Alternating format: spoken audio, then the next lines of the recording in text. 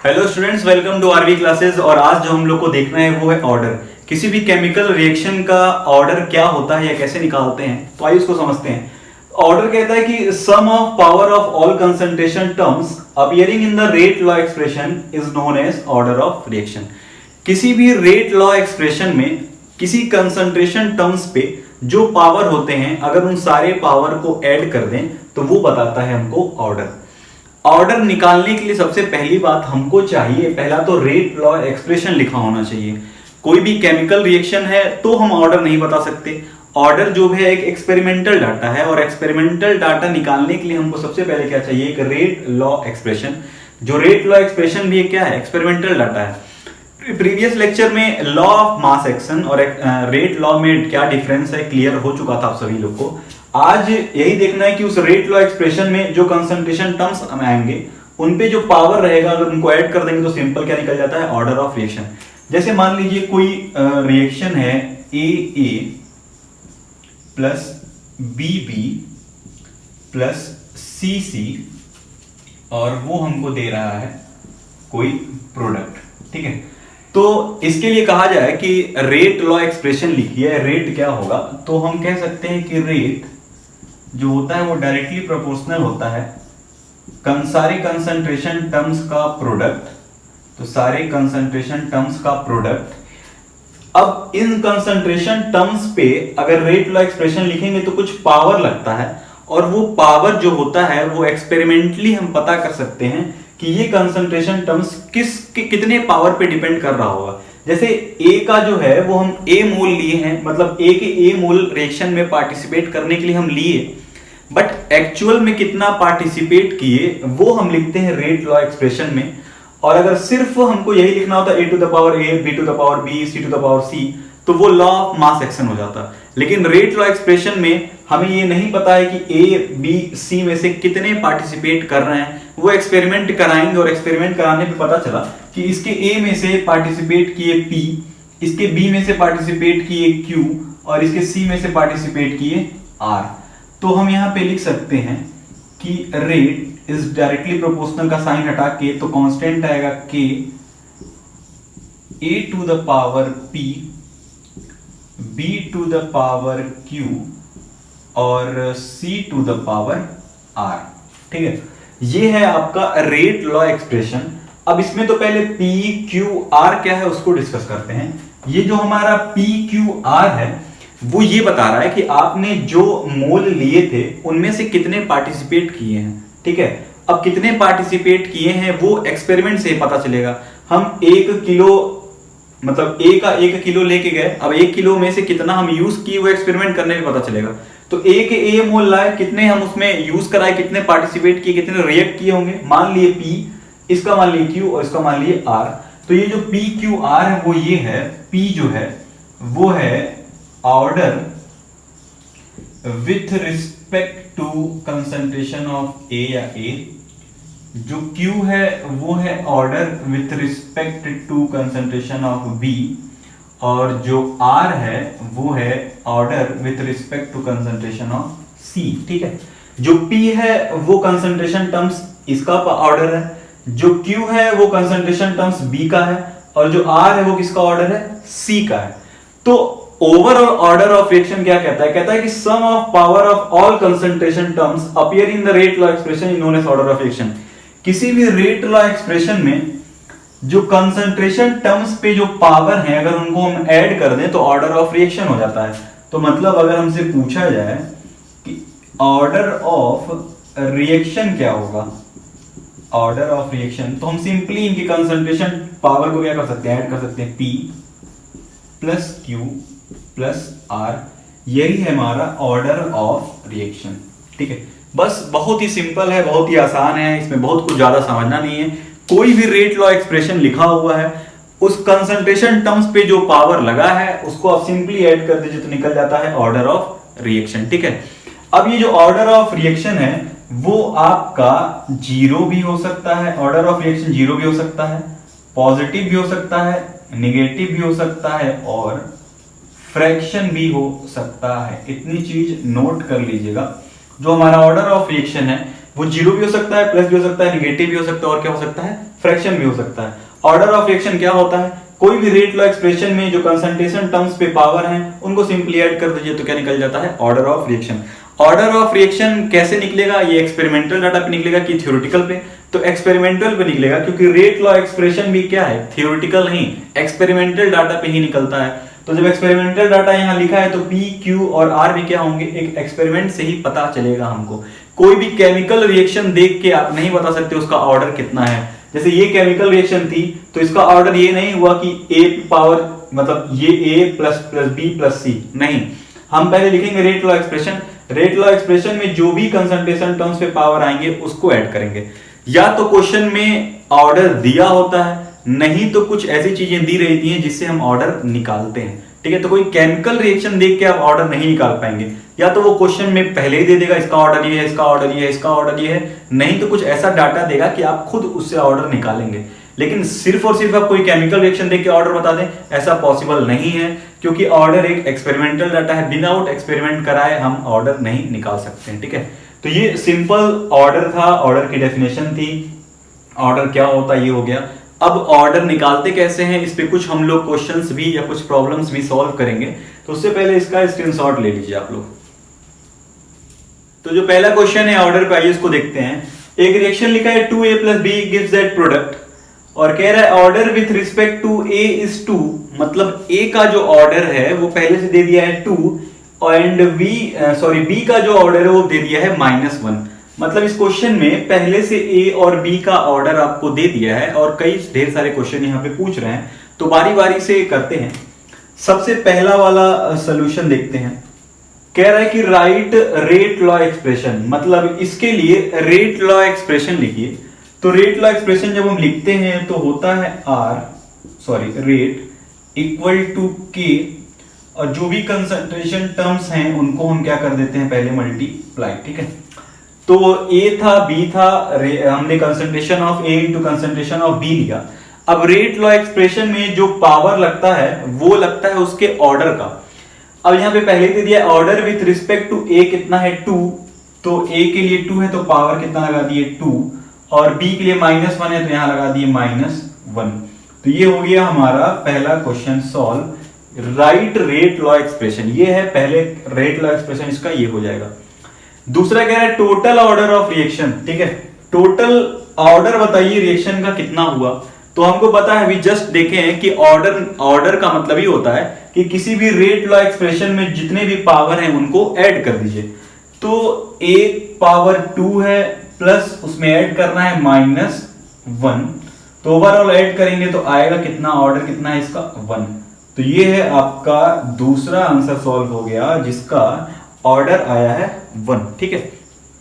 तीसरा कह रहा है, तीसरा और चौथा इंपॉर्टेंट क्वेश्चन है तो ध्यान दीजिएगा। कह रहा है कि what will be the effect on the rate if concentration of A is double, ठीक है। कह रहा है कि अगर हम A का कंसंट्रेशन डबल कर दें तो रेट पे क्या इफेक्ट पड़ेगा। तो इस तरीके के क्वेश्चन को सॉल्व करने के लिए पहले जो बोलने जा रहे हैं उसको लिखिएगा। जब भी किसी एक का बात करेगा, जैसे कह रहा है कि what will be the effect of rate of concentration if A is double, सिर्फ और सिर्फ किसको कह रहा है, A को डबल किया जा रहा है। तो A को छोड़ के जो दूसरे लोग होंगे उनको हम कांस्टेंट मान लेते हैं, ठीक है। क्या मान लेते हैं, कांस्टेंट, या उसको सॉल्व मतलब उस क्वेश्चन में देखेंगे नहीं, सिर्फ और सिर्फ हमको किससे मतलब है, A से। B का क्या हो रहा है उससे हमको कोई मतलब नहीं है। जैसे करके देखते हैं, तीसरा जो सोल्यूशन है उसको यहाँ पे देखते हैं। कह रहा है कि what will be the effect on the rate if concentration of A is double, सिर्फ और सिर्फ A का बात कर रहा है तो हम B लिखें चाहे ना लिखें बात बराबर है, B को हम कंसीडर ही नहीं करेंगे। तो हम लिख सकते हैं कि rate equal to K constant होता तो K भी नहीं लिखेंगे, सिर्फ और सिर्फ किसकी बात कर रहे हैं, A की। सिर्फ और सिर्फ किसकी बात कर रहे हैं, A की, और A पे पावर कितना है 2, ठीक है। यहां पे सिर्फ A की बात किया था तो सिर्फ हम A लिए, ये कांस्टेंट है इसको ही मत लिखिए, B कांस्टेंट है इसको ही मत लिखिए, आगे बढ़ते हैं। अब कह रहा है कि A जो है उसका कंसंट्रेशन डबल कर दिया गया है, मतलब इसका जो कंसंट्रेशन है यहाँ पहले 1 था, कुछ ना रहे तो मतलब 1 है, इसको क्या कर दिया गया, डबल कर दिया गया। अच्छा, डबल कर देंगे तो 2 द पावर 2, तो आंसर क्या आ जाएगा 4, मतलब जो रेट है वो 4 टाइम क्या हो जाएगी, इंक्रीज हो जाएगी, जब हम A का कंसंट्रेशन क्या कर देंगे, डबल कर देंगे। इतनी चीज क्लियर है। सिर्फ और सिर्फ ए को ही सॉल्व करेंगे, बी और के को कांस्टेंट है छोड़ दीजिए, क्योंकि बी में कोई चेंज नहीं आ रहा, सिर्फ ए में चेंज आया। पहले मान लेते हैं रेट कुछ आ रहा था, अब ए को डबल किए, मतलब ए की जगह 2 रखे, तो जो यहाँ पे ओवरऑल जो आंसर आया वो कितना आया, 4 आया। मतलब इस रेट में पूरे में क्या मल्टीप्लाई हुआ, 4 से मल्टीप्लाई हुआ, मतलब पहले जो भी रहा होगा 4 से मल्टीप्लाई कर दिया, मतलब 4 टाइम क्या हो गया, इंक्रीज कर गया। और चौथा क्वेश्चन कह रहा है, चौथा को भी यही देख लेते हैं। चौथा कह रहा है कि effect of rate if concentration of B is reduced to 1/3, मतलब बी पहले जितना था अब 1 वो कितना हो गया है, 1/3 हो गया है, तो क्या इफेक्ट पड़ेगा रेट पे। अच्छा इस बार बी को कह रहा है तो ए को क्या मान लेंगे हम, कांस्टेंट, ए से हमको कोई मतलब नहीं रहेगा, तो हम लिख सकते हैं रेट इक्वल टू, सिर्फ और सिर्फ बी की बात करेंगे, ए को छोड़ दीजिए यहां पे, हाँ ए को छोड़ दीजिए, तो बी पे पावर कितना है, -1। अब कह रहा है कि बी रिड्यूस हो गया, कितना हो गया है, 1/3, तो जो हमारा रेट है ये कंसंट्रेशन टर्म्स कितना हो गया है, 1/3, और 1/3 पे पावर कितना है, -1। इसको जब सॉल्व करेंगे तो रेट इक्वल टू आ जाएगा 3, ऊपर चला जाएगा, तो रेट जो है वो 3 टाइम इंक्रीज कर गया, 3 टाइम यहां इंक्रीज किया और 4 टाइम यहां इंक्रीज कर दिया। तो ये है हमारा चौथे का आंसर। ठीक है, कैसे सॉल्व हुआ है, पहला था रेट लॉ एक्सप्रेशन लिखना है, आप कंसंट्रेशन टर्म्स को लिखिए और जो भी इसका ऑर्डर दिया है उसको यहाँ पे पावर पे लगा दीजिए, खत्म हो गया। फिर दूसरा पूछा था ऑर्डर ऑफ रिएक्शन, तो जो भी कंसंट्रेशन टर्म्स पे पावर है उनको सिंपली ऐड कर लीजिए तो ऑर्डर आ जाएगा। तीसरा कह रहा है what will be the effect on the rate if concentration of A is double, A का कंसंट्रेशन डबल करेंगे तो पूरे रेट पे क्या इफेक्ट पड़ेगा। तो जो ए का पूछ रहा है तो सिर्फ ए का लिखिए, बी और ये के लिखने की आपको जरूरत नहीं है, आप लिख भी सकते हैं, मत लिखिए। ठीक है, तो जब ए का कंसंट्रेशन डबल कर दिया गया, यहाँ पे पहले कुछ था अब वहां पे डबल कर दिया गया, मतलब 1 था, 1 को डबल करके क्या कर दिया, 2 कर दिया गया। अब 2 टू द पावर क्या आ गया, 4, मतलब जो रेट है वो ओवरऑल 4 टाइम क्या हुई होगी, बड़ी होगी। चौथे में कह रहा है कि बी का जो कंसंट्रेशन था अब रिड्यूस टू 1/3 हो गया। अच्छा बी पे पावर कितना था, -1, तो अब ये बी की जगह हम क्या लिखेंगे, 1/3, तो 1/3 पे पावर -1, तो रेट इक्वल टू क्या आ जाएगा, 3, मतलब 3 टाइम्स क्या हो गया, इंक्रीज हो गया। ठीक है, तो ये पहला क्वेश्चन था, आई होप आप सबको समझ में आ गया होगा। आइए देखते हैं दूसरा क्वेश्चन। तो जो हमारा नेक्स्ट क्वेश्चन है, कह रहा है कि ए गिव्स दैट प्रोडक्ट, सिर्फ एक ही रिएक्टेंट है और वो प्रोडक्ट दे रहा है। कह रहा है कि रेट बिकम्स हाफ, रेट हो जा रहा है 1/2 when concentration of A is increase by 4 time, मतलब जब ए का कंसंट्रेशन 4 टाइम बढ़ा दिया गया तो जो रेट है वो 1/2 हो जा रहा है। तो आपको बताना है डिटरमाइन ऑर्डर, आपको ऑर्डर इस बार खुद से निकालना है। तो सबसे पहले तो रेट लॉ एक्सप्रेशन चाहिए हमको ऑर्डर निकालने के लिए, तो हम इसके लिए रेट लॉ अगर एक्सप्रेशन लिखें तो हम लिख सकते हैं रेट इक्वल टू कांस्टेंट, और हमारा सिर्फ एक ही रिएक्टेंट है वो कौन है, ए, और a टू द पावर मान लेते हैं, अभी हमको ऑर्डर नहीं पता है वही हमको निकालना है, तो हमने मान लिया इसको n। इसको आप दूसरे तरीके से भी लिख सकते हैं, आप चाहें तो इसको ऐसे भी लिख सकते थे कि ये रेट है r इक्वल टू, इस कंसंट्रेशन टर्म्स को आप k को लिखिए चाहे मत लिखिए, आप ऐसे भी लिख सकते थे a to the power n, यहाँ पे अगर आपको आगे लगाना है तो k भी लगा सकते हैं। ठीक है, तो आप ऐसे भी करके सॉल्व कर सकते हैं, कोई दिक्कत नहीं। अब इसको सॉल्व करते हैं, कह रहा है कि रेट जो है वो क्या हो जा रहा है, हाफ हो जा रहा है।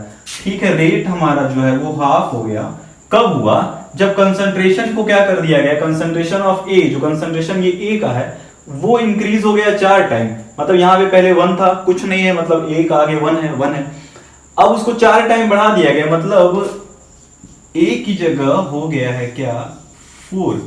अब इसको हम कंसंट्रेशन टर्म्स को ऐसे लिख रहे हैं, इस ब्रैकेट में स्मॉल ब्रैकेट लगा रहे हैं, और इस पे पावर क्या है, n। अब कह रहा है वही हमको ये n की वैल्यू चाहिए, अगर n की वैल्यू हमको पता चल जाए तो ऑर्डर निकल जाएगा।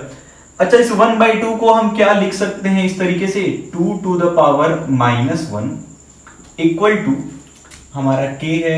ठीक है, 4 को क्या लिख सकते हैं, 4 को क्या हम ऐसे लिख सकते हैं, 2 टू द पावर 2 और n था पहले से, 4 को हमने लिख दिया 2 टू द पावर 2 और n पहले से था। अब आपको पता है कि ये 2n जो है वो किसके इक्वल हो जाएगा, दोनों पावर एक दूसरे के इक्वल हो जाएंगे, तो 2n इक्वल टू -1 लिख सकते हैं। 2n इक्वल टू ये किसके बराबर है, -1 के बराबर है, तो यहां से n की वैल्यू आई वो आई -1/2, मतलब जो हमारा ऑर्डर आया वो कितना आया है, -1/2। कुछ लोग को यहाँ कंफ्यूजन हो रहा होगा, जो मैथ वाले होंगे तो समझ रहे होंगे। देखिए यहाँ पे जो हमारा ये 2 है, यहाँ पे भी कॉमन है, यहाँ पे भी 2 क्या है, कॉमन है।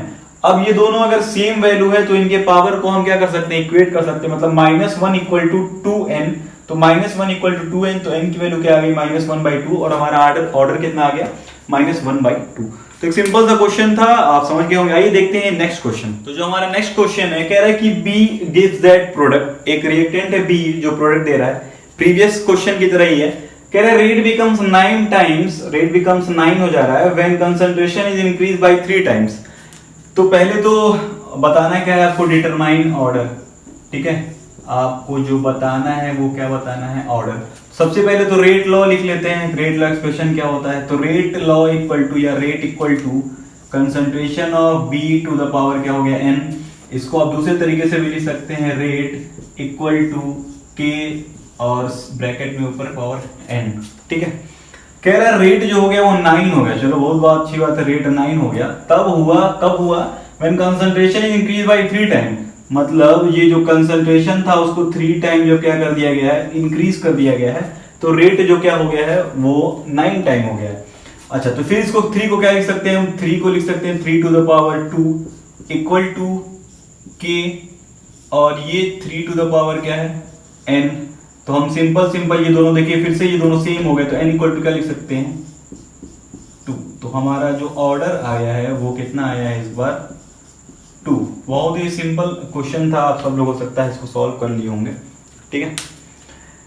Rate 9 times, concentration 3 times. आप सिंपल लिखिए, रेट 9 टाइम, कंसंट्रेशन 3 टाइम हुआ, पावर n, तो इसको 3 टू द पावर क्या लिख सकते हैं, 2, 3 to the power n equal to 2, काम खत्म, ठीक है। जरूरी नहीं है लंबा चौड़ा लिखने के लिए, आपको आंसर से मतलब है तो सॉल्व करिए, ठीक है। नेक्स्ट लेक्चर देखते हैं, सॉरी नेक्स्ट क्वेश्चन देखते हैं। तो जो नेक्स्ट क्वेश्चन है हमारा, उसमें रेट लॉ पहले से ही दिया है, रेट लॉ का एक्सप्रेशन पहले से लिख दिया है, और कह रहा है कि what would the rate of reaction change when.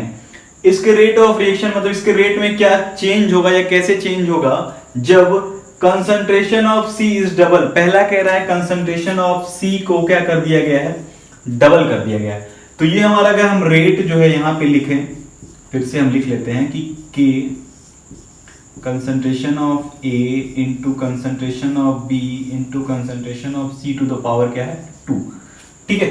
अब देखिए रेट लॉ एक्सप्रेशन लिखा है, देखिए यहाँ 1 नहीं लिखा है, तो मतलब A का जो ऑर्डर है 1 है, B का ऑर्डर 1 है और C का ऑर्डर क्या है, 2 है। आपसे जो पहला क्वेश्चन कह रहा है कि concentration of C is double, देखिए सिर्फ और सिर्फ C की बात कर रहा है, तो हमको A और B से मतलब नहीं है और K से भी मतलब नहीं है, तो इसको हम सीधे हटा सकते हैं और सिर्फ लिख सकते हैं C, मतलब रेट इक्वल टू C वाला उठाइए, C वाला लीजिए, C पे पावर कितना है, 2। अब कह रहा है कि रेट में क्या चेंज होगा, रेट ऑफ रिएक्शन में क्या चेंज होगा जब कंसंट्रेशन ऑफ C को डबल कर दिया गया। मतलब C को यहाँ पे क्या कर दिया गया, डबल कर दिया गया, तो मतलब रेट इक्वल टू, अब यहाँ पे हम क्या लिख सकते हैं, C की जगह 2, और 2 टू द पावर क्या है, 2। तो मतलब जो हमारा रेट है वो कितने टाइम हो जाएगा, 4 टाइम इंक्रीज कर जाएगा, पहला क्वेश्चन में, ठीक है। दूसरा कह रहा है, दूसरा क्या कह रहा है भैया, कि दूसरा कह रहा है कि कंसंट्रेशन ऑफ अगर B हाफ कर दिया जाए। अच्छा, सिर्फ और सिर्फ B की बात कर रहा है, तो हमारे लिए A और C क्या हो जाएंगे, कांस्टेंट। तो हम लिख सकते हैं रेट इक्वल टू, सिर्फ और सिर्फ B की बात कर रहा है। अच्छा, B पे पावर यहाँ कुछ नहीं, मतलब 1 है, लिखो चाहे मत लिखो। कह रहा है B को हाफ कर दिया गया, चलिए ठीक है, B को क्या कर दिया गया, हाफ कर दिया गया, तो बस इस पे पावर कुछ है ही नहीं, तो हमारा रेट जो है वो हाफ टाइम क्या हो गया, डिक्रीज हो गया। भाई आधा है तो घटेगा ही, बढ़ेगा नहीं, ठीक है। तीसरा है concentration of each A B C R triple. अब देखिए इसमें तीनों की बात कर रहा है, हम किसी को छोड़ नहीं सकते।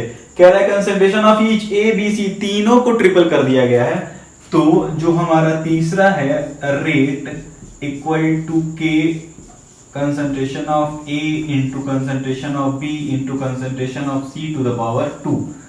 कह रहा है कि A B C तीनों को ट्रिपल कर दिया गया, आइए तीनों को ट्रिपल कर देते हैं। तो K को जहां लिखो चाहे मत लिखो, लिख देते हैं। A को भी ट्रिपल कर दिया गया है, ठीक है, B को भी ट्रिपल कर दिया गया है, और C को भी क्या कर दिया गया है, ट्रिपल। और देखिए इसकी पावर क्या है, 2 है, ठीक है। सबको ट्रिपल किया गया, बट C वाले की कंसंट्रेशन पे पावर क्या था, 2 था, मतलब उसका ऑर्डर 2 था। इसको सॉल्व करेंगे तो 3 3 जा 9 और इसका भी आएगा 9, तो 9 9 जा कितना आता है 81 टाइम्स, ये इंक्रीज कर जाएगा हमारा रेट, 81 टाइम्स क्या कर जाएगा, इंक्रीज कर जाएगा। ठीक है, तो ये था ऑर्डर, और ऑर्डर पे हो गए लगभग अच्छे खासे क्वेश्चन हो गए, आप सबको ऑर्डर कैसे निकालते हैं क्लियर हो गया होगा। ठीक है, ये पहला तरीका था ऑर्डर निकालने का। ऑर्डर निकालने का एक और तरीका है जिसको हम एक रेट के यूनिट से देखते हैं, जैसे ये रेट कांस्टेंट है उसके यूनिट से देखते हैं, मैंने रेट बोला सॉरी, रेट कांस्टेंट के। अब देखिए रेट कांस्टेंट का भी यूनिट निकालना हम सीखे नहीं, नेक्स्ट लेक्चर में मैं उसी पे जाऊंगा। पहले तो रेट कांस्टेंट का यूनिट निकालना सीखेंगे और उस यूनिट के हेल्प से कैसे ऑर्डर निकालते हैं उस पर भी क्वेश्चन उसी लेक्चर में सॉल्व किया जाएगा। तब तक के लिए खाते रहिए, पीते रहिए, गाते रहिए, घूमते रहिए, एंजॉय करते रहिए, पढ़ते रहिए। Till then good bye.